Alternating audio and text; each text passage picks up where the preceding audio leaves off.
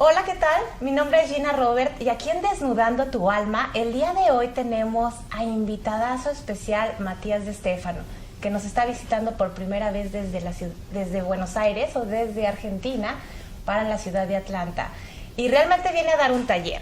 Así es que, Matías, muchas gracias por estar aquí por primera vez y muchas gracias por venir a compartir toda esta experiencia. Quizá hay mucha gente que todavía no te conoce, más sin embargo yo creo que hay suficiente información en las redes sociales para que puedan empezar a entender el concepto de lo que nos estás compartiendo. En Desnudando tu Alma, específicamente nos envolvemos en el concepto de encontrar las emociones. Desnudar es quitar lo que te estorba. Y el alma, pues tú sabes, y tú lo dices constantemente, son nuestras emociones. Entonces, ¿cómo podemos realmente? Tú siempre has estado desnudando tu alma en las diferentes, tratando en las entrevistas. Yo te veo a ti y es una súper honestidad la que compartes con la gente. Pero ¿hay algo ahí que Matías todavía no comparte? Seguramente. Muchísimas. Pues ahí vamos a llegar. Tengo esto. Cuando tú estás tú estás compartiendo tus experiencias, lo que tú sabes, tu sabiduría, pero para llegar ahí tuviste que haber vivido la emoción. Y te pregunto, ¿esa emoción la viviste en esta vida o la has vivido en otras vidas? Bueno, la emoción, obviamente que lo que me está llevando a compartir esto en esta vida es haber atravesado muchísimas emociones en esta vida, que fueron las que prepararon a mi cuerpo para poder hoy explicarlo tratar de explicarlo desde mi máximo centro. Pero muchas de las emociones o experiencias en realidad las he vivido en otros tiempos. La capacidad de poder haber recordado muchas vidas me ha permitido saber lo que es atravesar diferentes tipos de emociones sin a veces tener la necesidad de vivirlas en esta vida o habiéndolas revivido. Algo que me dijeron mis guías cuando era un adolescente, en ese momento me quejaba mucho con ellos, era como que me peleaba bastante. Sí. Todos reclamamos. Todos reclamamos, sí. Yo por suerte podía establecer el diálogo con ellos, ¿no? Ellos me daban su respuesta y yo discutía. Y en esas discusiones una de las cosas que planteé fue ¿por qué tengo que sentir tanto? ¿Por qué siento tantas emociones juntas? Podía sentir lo que era ser abuelo, lo que era ser madre pariendo, lo que era o sea, sentía muchísimas emociones que ni siquiera había tenido la oportunidad de vivir en esta vida con este cuerpo. ¿En qué edad, más o menos? Entre los 12 y los 17. Ok. Y entonces eran muchísimas emociones. Entonces a los 16 creo, estuve discutiendo con ellos de por qué era necesario que sintiera todo esto, que me estaba volviendo loco, eran demasiadas emociones juntas.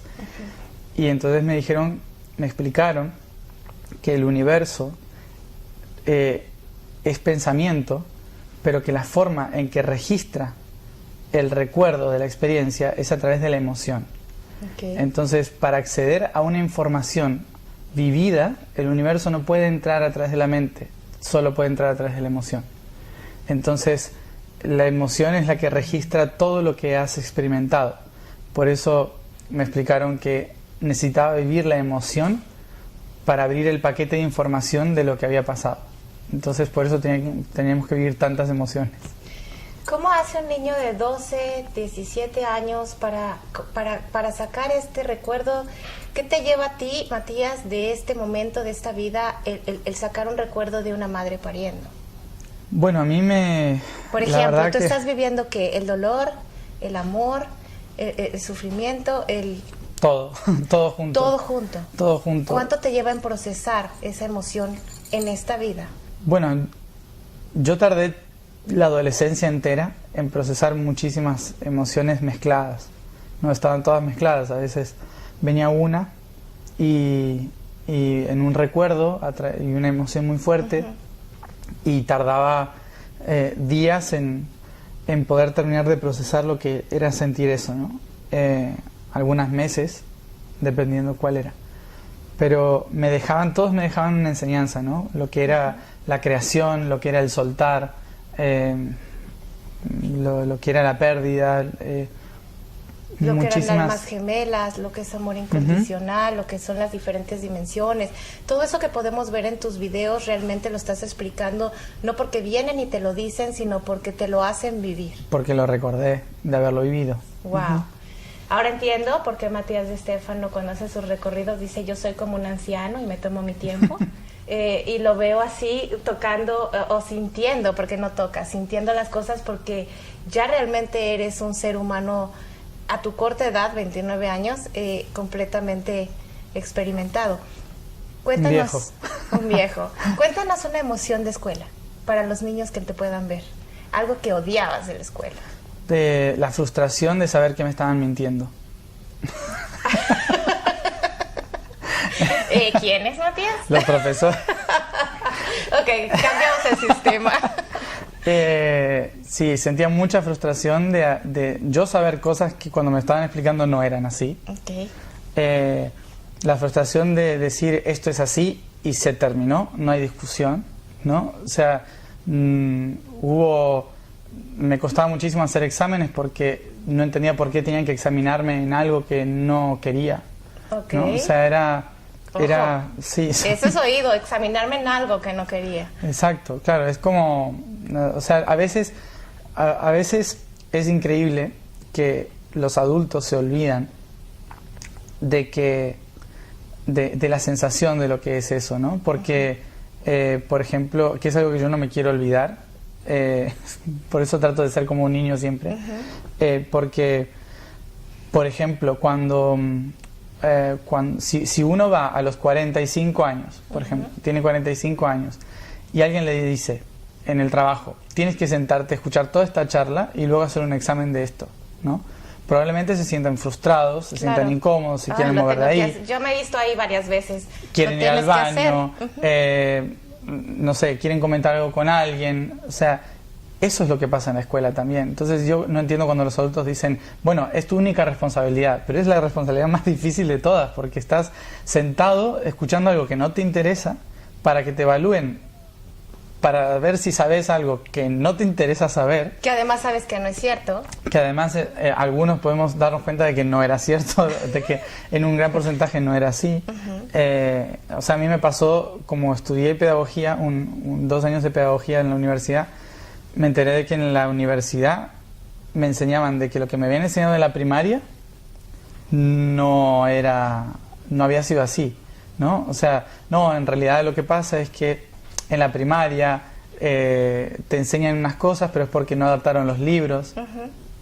Entonces, claro, llega un momento en que... No nada más estamos mintiendo en la historia porque no sabemos, sino que además no adaptamos la información a tiempo. Y eso pasa ahora, la ciencia está a pasos adelantados y todavía no nos enteramos porque no sale en la televisión, en los periódicos, o no leemos las revistas, o simplemente no estamos ahí. Sí, o el mismo Ministerio de Educación. Por ejemplo, cuando estaba estudiando pedagogía, una de las profesoras me explicó que muchas veces el Ministerio de Educación no tiene convenios con las editoriales. Entonces, los libros que te dan para estudiar en la escuela son los que la editorial le vende al Ministerio de Educación, por más que el Ministerio quiera cambiar algunas reglamentaciones. Demasiada política. Demasiada política de por medio. Entonces hay cosas que ya se sabe que no pasaron así, pero que las siguen estudiando exactamente igual que antes. Política y dinero. Lo bueno es que ahora ya tenemos internet. Tampoco es todo cierto, pero hay más opciones. Hay más opciones que un libro. ¿Aprendiste a perdonar a tus maestros porque no sabían? Sí. Era lo que era porque así sabían. Al principio me costaba porque no entendía por qué me mentían. No todos, ¿no? Pero por qué me mentían, pero en realidad me di cuenta de que ellos también creían la mentira. Entonces no pueden ser culpables porque es su verdad. Es su verdad. ¿Algo que odiabas de la familia? ¿O tiene todo siempre que ver con los adultos? ¿Cómo? O sea, algo que en tu casa dijeras, esto no lo quiero hacer.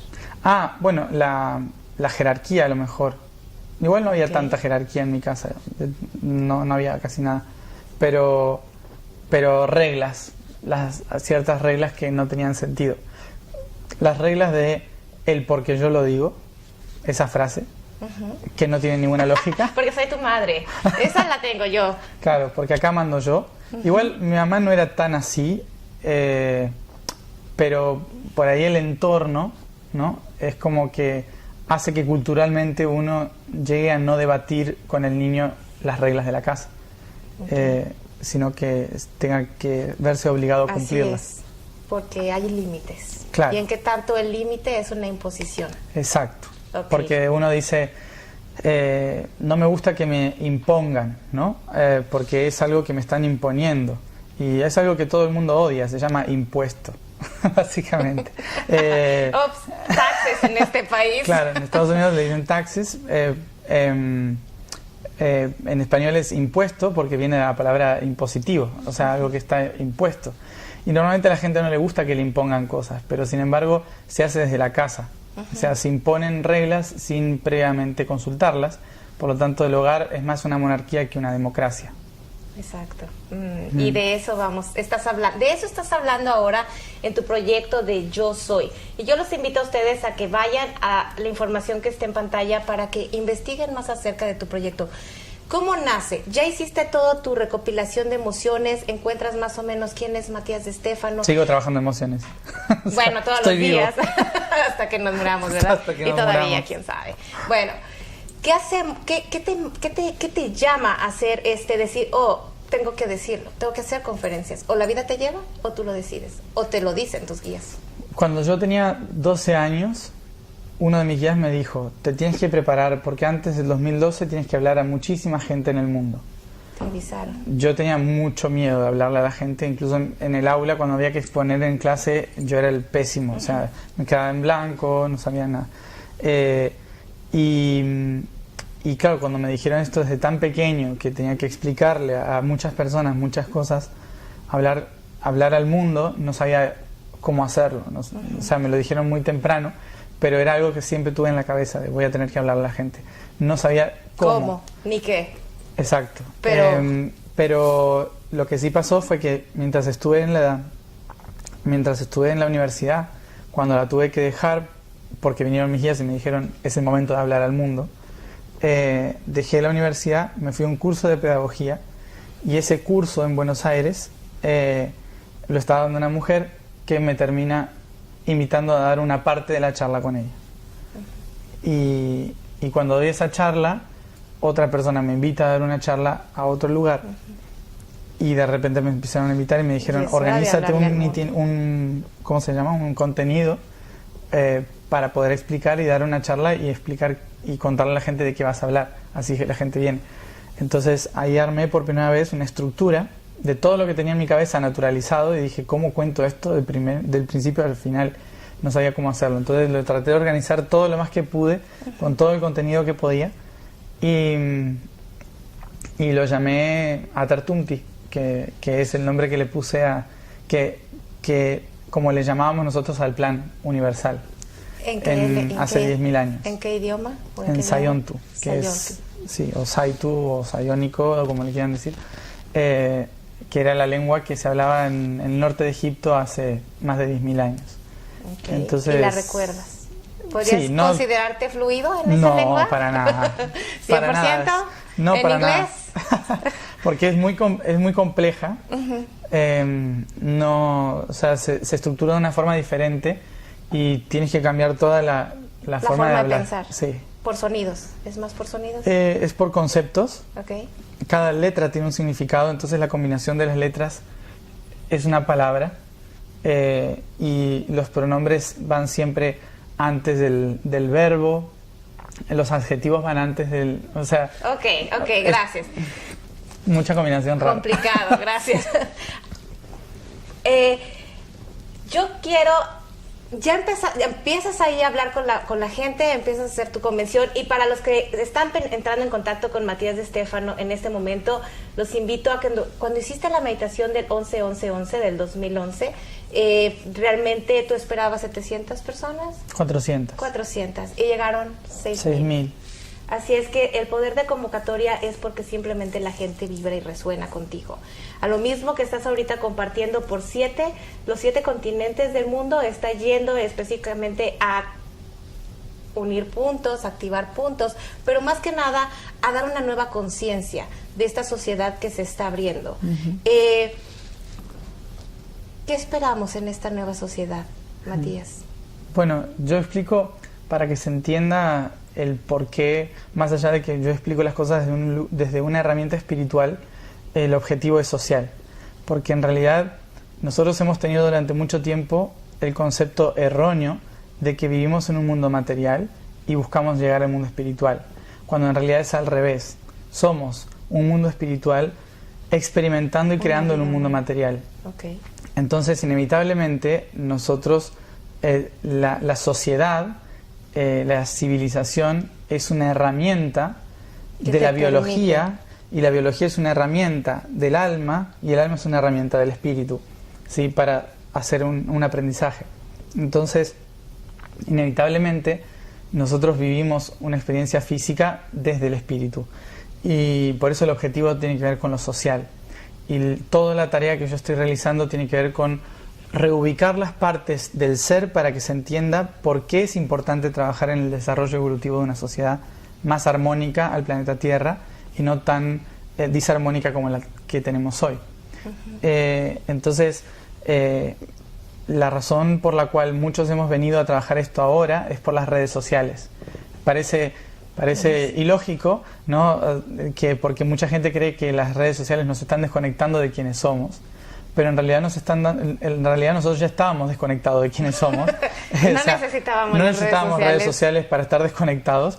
En realidad las redes sociales son una herramienta externa que nos ayudan a recordar que debemos estar conectados. Okay. Y podemos estar enterados de lo que pasa en diferentes partes del mundo. Exacto. Yo te agradezco mil por tu proyecto, te agradezco más por estar en la ciudad de Atlanta y definitivamente para mí Matías de Stéfano es una persona a seguir.